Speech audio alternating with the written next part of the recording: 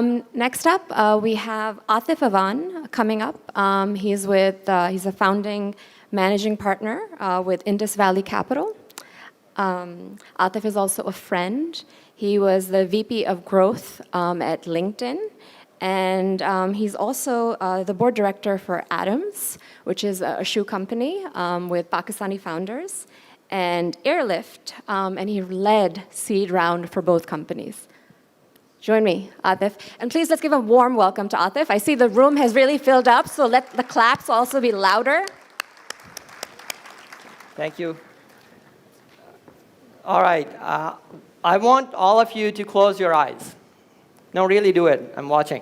Now imagine some moment in your past where you had to make a decision with incomplete information, with lots of risk and uncertainty, but you still did it. And some point in future, you looked back and it made sense. The dots connected. I'll give you a couple seconds to do that. You can open your eyes now. Now, I want to share one of my favorite quotes from Steve Jobs with you. You can't connect the dots looking forward. You can only connect the dots looking backwards. So you have to trust that the dots will somehow connect in your future. And today here we are talking about taking a bet on Pakistani startup ecosystem. And then that's where you have to trust that those dots would connect in the future for you. And what I want to do is not just talk about the numbers about the startup ecosystem. I think we have had that shared a lot, and I'll do some of that. But I want to share my personal story of how these dots connected for me. How is it that I am moving back and have started a fund to exclusively invest in Pakistani startups versus doing VC in the Valley or versus doing another product and growth role in the Valley. So I'll take you back in different years and jump around the timeline a bit. Grew up in Pakistan, went to the US, study computer science, University of Illinois in Urbana-Champaign. And the year is 2004. Microsoft has come to campus for internship interviews.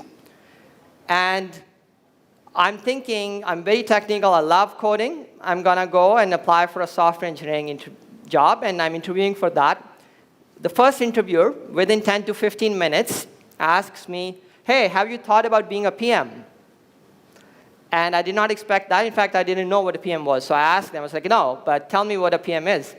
And they tell me about the role, and without knowing that complete information, I got excited, and I said, okay, this sounds interesting, let's do it. So they switched the interviewers on fly for me. I talked to PMs instead of engineers, got a PM internship offer, eventually joined Microsoft full-time as a PM, and did product management for the next 15 years in my career, never wrote a single line of code based on that one moment. And it was great, it's awesome.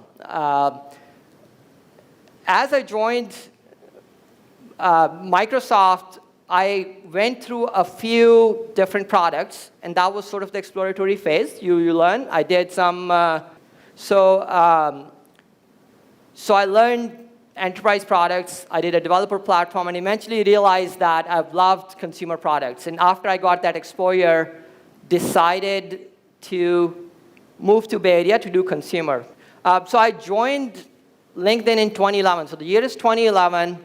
And I started doing growth for LinkedIn, built out the growth team over the next 7 years.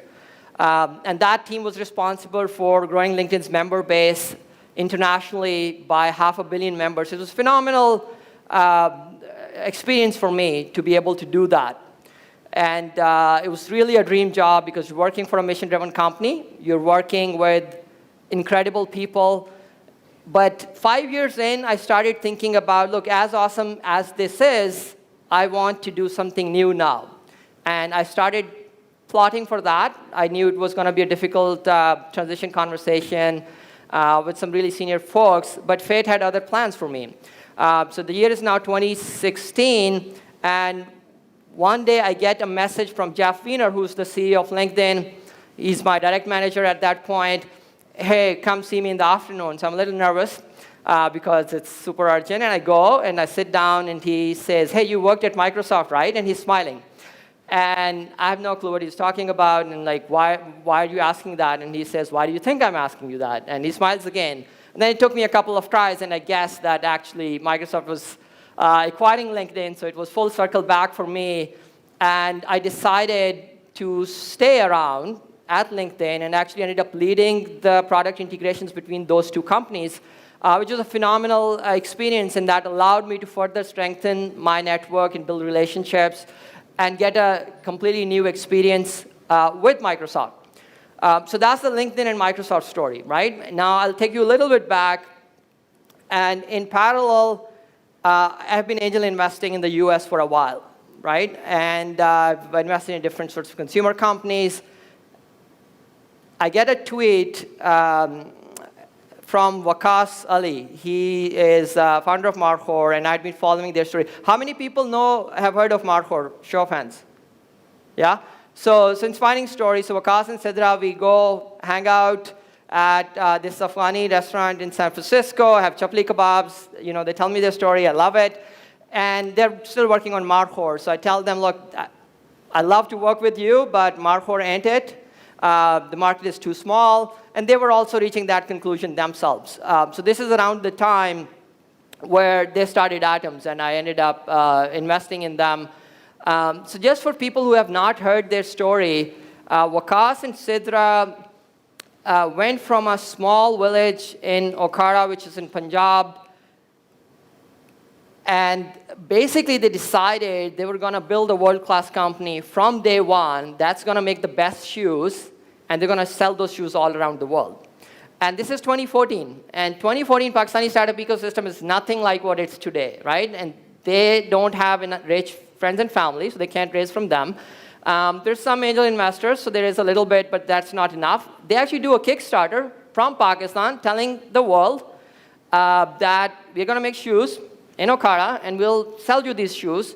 And there is $100,000 on that Kickstarter, one of the most successful Kickstarters at the time. And as incredible as that is, they top it up next year by applying for Y Combinator, the top incubator in the world, and they get into YC, and they're the first Pakistani startup to get into YC, and they're also the first shoe startup to get into YC. So breaking barriers. Their story never ceases to inspire me. So they raised an $8 million Series A recently. They announced it from some very top investors, including some former YC partners. The middle picture, this is them in front of their new pop-up in Soho, New York. It's doing very well, very exciting. And then their fan base is really amazing. Johnny Ive from Apple has written them a handwritten note, like how much he loved the shoes. Serena Williams is a fan, and our very own Mudassar Sheikha is also a fan and an investor along with me. They've also become very good friends over time. And one of the things that I want to see more in the Pakistani startup ecosystem is that investors and founders, they're not at two different ends of the table, actually, fighting against allocations. It's about building something together, and you are going to do this over probably at least 5 years, maybe a decade. So I actually get so involved, like we're such good friends. And as I was coming there, like I got this lovely note from them, and these shoes that I'm wearing saying that we hope these shoes help you electrify the startup ecosystem. So I'm wearing it to honor them, and really delightful for the friendship and the opportunity I've gotten through that. So as this was happening, 2 years passed, Microsoft LinkedIn integrations have gone well, and I start plotting my next move again, and I basically convinced Jeff that I'm going to leave and take a year off, so I took a gap year. And I traveled, spent time with the family, goofed around with my nephews, got NetMeeting installed in family homes, lots of fun stuff. But the more important part is that while I was here, people like Jahara, they invited me to startup events, Fatma, Rizwan, and I started getting involved with the startup ecosystem. And then that's when I realized what an amazing, incredible opportunity existed here. Because what had happened in Indonesia and China and US and India was going to happen here, and it felt like that was the right time. So that's when I really started, talking to more and more founders, meeting them, And that's when, Yusuf John made an intro through Usman Gol in January. I had met him. Then March 22nd, 2019, 2 months after I had met him, I get an email from Usman Gol with the subject line, 77 rides per day today, exclamation mark. That number looks small, but if you take into account the fact that this guy just moved back 2 months ago and he's built a team and he's convinced transporters to paint their buses red and they're actually live and they have an app that's getting good ratings and they're growing 20% week over week, I was all over it. And we got on a call and this line is just amazing. Usman Gol said in this first email, we know we are on to something big. And boy, was that an understatement. They are really, really going for it. So that's when I knew that this is it. The three things, the dots connected for me, I had done up to this point in my career, which is product and consumer growth, which is investing. I have experience with that. And then Pakistani knowledge. I grew up here, come back every year. The intersection of that is exactly the thing I need to be doing for the next 10 years. And that's why I decided I was going to start Indus Valley Capital, and that fund is going to exclusively invest in Pakistani startups because this is a much better opportunity than anything I can do in Silicon Valley right now. All right, so now we will cover some numbers. This is my case, and I'd go quickly through that to stay on time. So you always start with demographics, and we talked about the total population number quite a bit, but what's amazing is there are 130 million people under the age of 30, right? And then another, 66 of them are under 15. So these are people who basically are technology natives, right? So their adoption rates are going to just accelerate. And what's incredible is that Pakistan is actually more urban than India. And because of this demographic trends, over the next couple of decades, for every single retiring person, they'll be replaced with 3 young people entering the workforce. So imagine the productivity boost that Pakistan is going to see through the next decade. So regardless of what the macro looks right now, just these demographic dividends are going to take us very far. The middle class looks incredible. It's going to grow to 122 million by 2025, the largest increase after China and India, and that's a very important component. And that middle class drives massive growth in consumer spending. So today, Pakistan is doing $257 billion in consumer spending. This will grow to $360 billion in 2025. And one of the issues with these metrics when people look at GDP is that Pakistan's GDP is underreported, and we over-index on consumption. So I think this is a much better metric for startups to track. And what that does is it's creating these verticals. So you have $19 billion in transport. You have a large food industry. Clothing and retail is massive. So in each of these startup verticals, there is a large enough startup waiting to happen. And the talent, this is the superpower that Pakistan has. If you sort the world's countries by talent, you have US, China, India, and then Pakistan. The top 3, their markets are so big, they're so caught up in them that they're not going to go and, address MENA or anything. For us, Pakistan will nail, and it's the Pakistani startups who are going to go and take over MENA is my thesis, right? Because Gulf just not have that much enough talent on their own. So some numbers, 360K developers, 300 plus startups started last year. I'm sure this year the number is closer to 500. Lots of incubators, and we have 3 unicorns with R&D in Pakistan. So there is a very large talent pool that's already building these massive companies, even though they're focused on other markets. So what's the problem? The problem is that we remain materially undercapitalized, although this is getting addressed quickly. So what this metric is doing here is looking at venture capital invested last year in 2018 as a percentage of GDP. So it normalizes across countries, right? And you see that US used to be the gold standard. China is now ahead of US. Indonesia has gotten really overheated. And again, Indonesian analogy is interesting because 10 years ago, nobody would want to invest anything, and now everybody's running there. So that's going to happen to Pakistan in 10 years. You'll have too much capital. But right now we don't. We actually only have 0.01% on this metric compared to 0.39% for India and 0.03% for Egypt. So even compared to Egypt, we are off by a factor of 3. But this is getting addressed quickly, and the good news is Indonesia was in this place. They were getting tens of millions of dollars 10 years ago, and then they 100x this number. Right? So that will happen for Pakistan. I think we'll get to 0.2%, hopefully in the next 3 years. So why now? That's a very important question, right? What's changed? And a lot of people I've talked to in Pakistan, especially people who were early on angel investing, They lost money. Some of them are jaded. Some of them are just disappointed, and they're like, okay, this market we've written off. Don't do that. Rear view mirror is much smaller than the windshield. Like, look at what the future holds. Things are getting very different, and the big reason is that we have 25x'd the number of broadband subscribers in the last 6 years. So if you came and started to do a startup in 2014, there's no users to be acquired. But now you can build something and acquire tens of millions of users. So that enabling thing just did not exist before. Remarkable improvement in security situation. So the left graph here is showing deaths due to terrorism incidents. This is third-party data from South Asia Terrorism Portal. We're at a 15-year low. So since 2014, every year there's been a massive drop. And we're going to soon be pre-9/11 levels. And the right stuff is homicide due to all causes, and Pakistan is 50% safer than US, which I love to tell my American friends when I'm visiting Pakistan. They tell me, be safe. And I quote this, and like, actually, I feel safer in Pakistan than in the US. And then finally, this is the stuff that's super exciting, right? Like, we're having so many exits, so many big rounds. So, like Daraz and Easy Pass over 2018 stories. 2019, you've seen Baikia, you've seen Cheetah, and now Airlift since yesterday.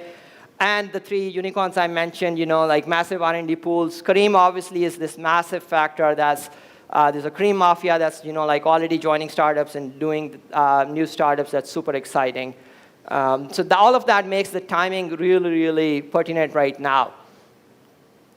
Now, the final 2 points I want to make is, one, if you can learn anything from what Airlift was able to do, which is an incredible accomplishment, my dream, when 6 months ago I started this, was to bring a top-tier US VC to Pakistan. And I thought it would take 2 to 3 years.